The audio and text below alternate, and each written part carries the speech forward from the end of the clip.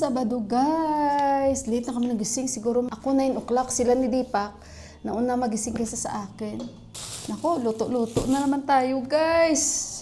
Lumabas ako, bumili ako. Ampalaya. Ampalaya. Lulutuin ko yan sa style natin. And then, nakabili ako broccoli. Yan. At saka, magluto ako ng ako. Ayan, igisa ko ito guys. Paborito rin Deepak. Ayan, magadagodi ako. Ayan, magadagodi tayo. Gadagodi means yung beans ulit na inano natin. Sinap natin. May coriander pa tayo. Saka bumili ako, wala nang itlog si Didi. Kaya inubos ko na lang yung itlog niya na natira doon. Half tray. So, ayun guys, at maganda tayo, magimay na ako ng aking mga pako. Kumusta kayo? Kumusta ang mga Sabado ninyo? Ang aming Sabado ay tama lang. Gloomy and tama lang yung kainitan niya. At saka, okay lang guys. Gabi-gabi umuulan pero hindi naman malakas kagabi yung ulan. May times na malakas ang ulan. So, ayun guys. At saka 10:17 na dito. 10:17 na. Ay, Sabado ngayon, hindi ko alam kung ano pa ang ating mga pangyayari. At saka, malaman na lang natin. Dahil today si Yuan at si Deepak, I think pupunta sila kay Yubin Bay na bahay. Dahil kukuha si Yuan ng gitara doon. Gawa nga ng si Yubin Bay ay, ano yan, may banda kasi yan noon. At saka hanggang ngayon hilig niya yung kaibigan ni Deepak na long hair na minsan nandito sa amin. Mabait yan guys, mabait yan, edukado yan. So ayun, may drums kasi yan siya, electric guitar at yung pang-acoustic na guitar. At ayun, mamaya pupunta daw sila. Kasi nga bibilhan namin sana si Yuan. Diba? Sabi niya, huwag na kayong bumili, sabi niya. Ipakuha daw doon, kuhanin nila ni Deepak. Tapos magimay nga ako habang ako nagkukwento sa inyo. Hindi niyo ba naririnig yung music? Kasi baka ma-CPR tayo. Kaya lagyan ko na lang yan ng music.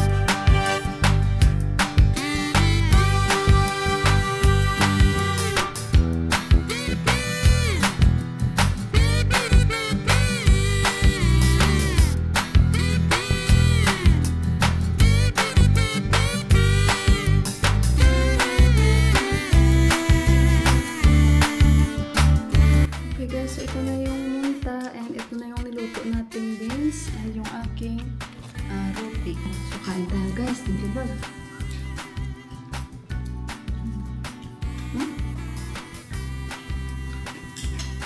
Ito pa na. Perfect na yung roti ko.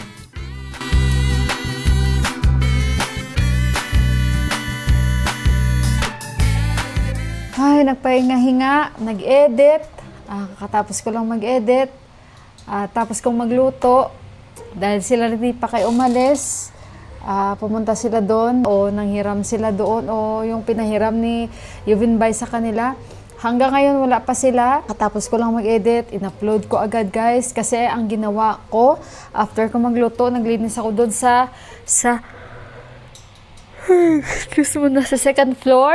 Naglinis ako, nag-vacuum ako doon. And then, naglinis ako dito. Nag-general cleaning ako. Ang sakit ng right ko dito, guys. Oh. Ang sakit. Sobrang galaw-galaw ba? Tapos, nagkiskis ako sa banyo. Clorox. Kiniskis ko yung banyo namin, Clorox. Tinanggal ko yung mga bedsheets.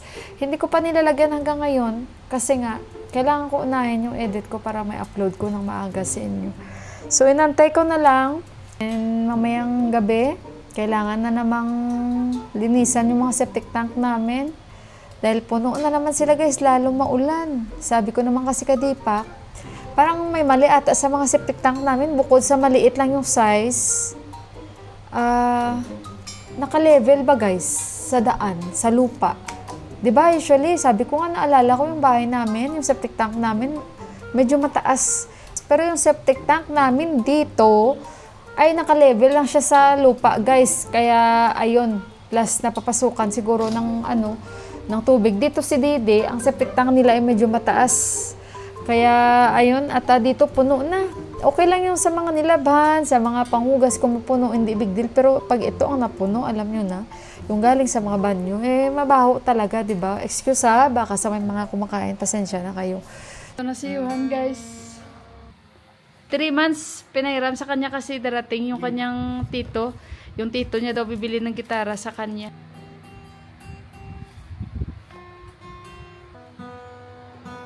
Ganyan palang gitara. Malalaman pala nila kung saan yung mali.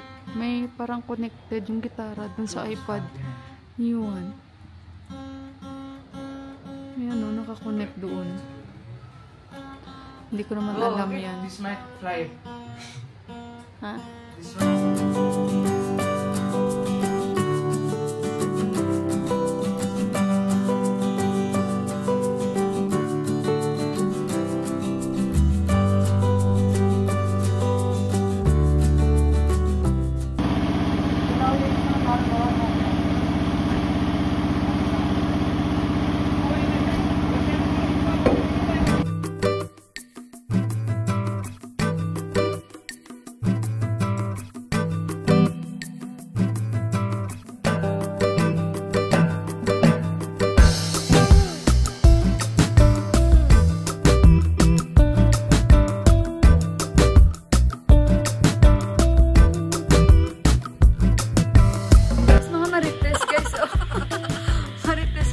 Na dito, nakarinig kami ng malakas